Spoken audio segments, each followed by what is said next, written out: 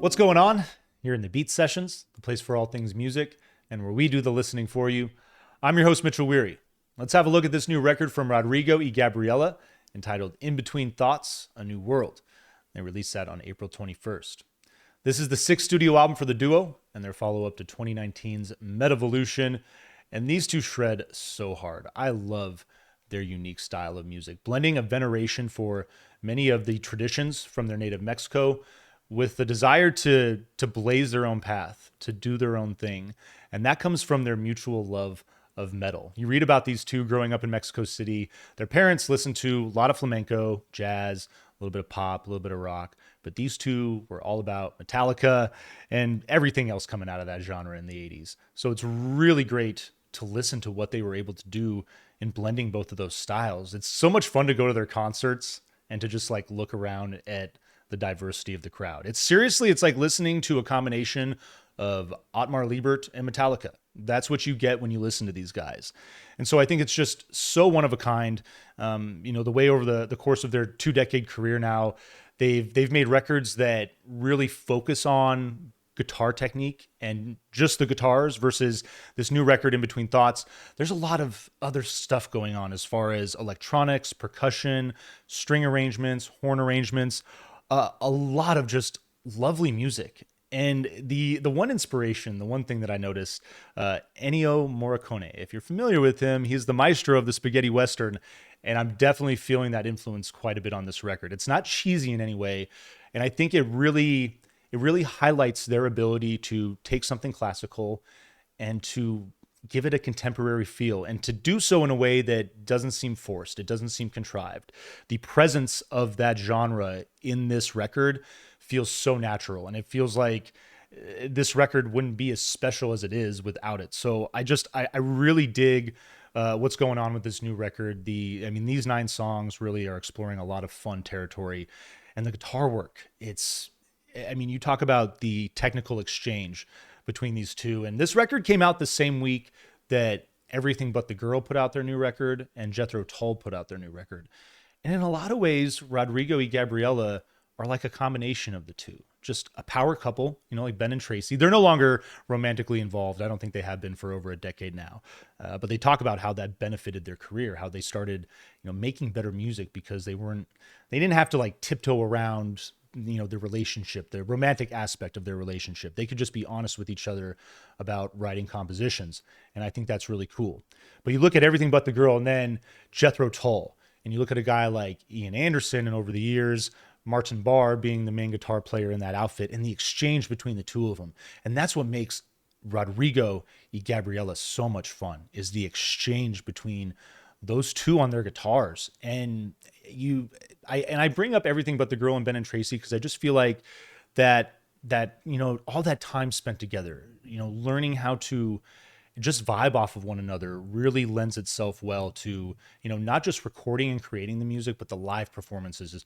That's just really where it becomes stunning. So this record, check it out. If you've never seen these two live, go check them out live. I'm sure with all the different textures and the different instrumentation on this particular record, that when you go to see them, there's going to be a pretty cool set of musicians on stage making this record happen, making all of their other music over the years happen.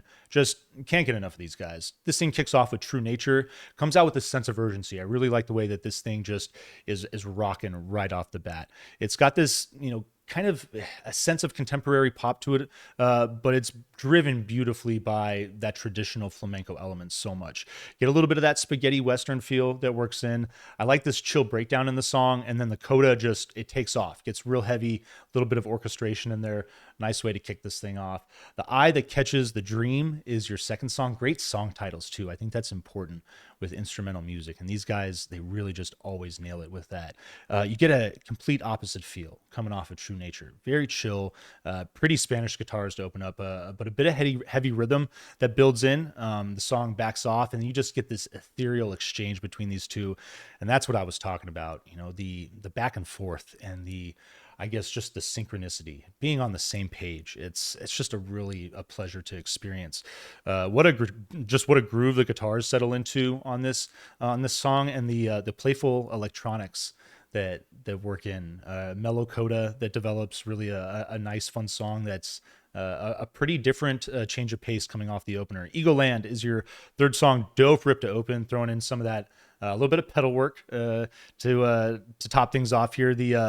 The percussions here, call it percussion. It just I love when they're working with just the slap on their guitar. You know, I mean, there's drums working in it at times on some of these compositions, but you know, when they're just working with that simple percussive element, slapping the guitar and going back and forth with the strings, it's really cool to listen to. A little bit more of that spaghetti western that builds in on this song, and it's just a great little rocker at the end, funky groove in the coda. It's going to lead into Descending to Nowhere, your fourth song, and probably my favorite song. Cool percussion on this, build in with all the guitars is really cool. It's a very chill song. It's it turns into this galloping rocker about a minute in, and it gets really adventurous. There's a lot of building, and so I should say the song itself kind of maintains the same pace, and the adventurousness comes in the way that everything kind of builds around that just steady groove that this thing builds on. But probably my favorite song on the record, super dope. Leads into Seeking Unreality, goes right to work. The melodies are light, but they navigate some moody territory. It's a really interesting contrast there. Get that feeling of just something that makes me want to just be out in Tucson on a hot summer night, just dancing, taking in the evening. That's kind of what that song made me feel. And it's that flamenco element. It's infectious. I love it. The Ride of the Mind is your sixth song. Funky riff to open, a little bit on the proggy side. It's kind of an interesting change of pace. Shifts to a gorgeous minimal bridge, and then right back to work. You get this really cool twang in the riff. Percussion creates a galloping effect. It's a pretty dominant presence on this record, that kind of galloping, just riding feel. A little bit more of that spaghetti western feel on the end of this song. I think that the galloping percussion and that genre, they definitely go along with each other. Broken Rage, love that song title too. Seventh song, it's got this playful rock and roll vibe to start, real driving pace, and it's almost got like a little bit of a punk element to it. There's a filthy guitar solo in it. Really cool track. Finding Myself leads to You, another great title, your penultimate track, your eighth song. Pulsating synth and some very sexy Spanish guitar to open.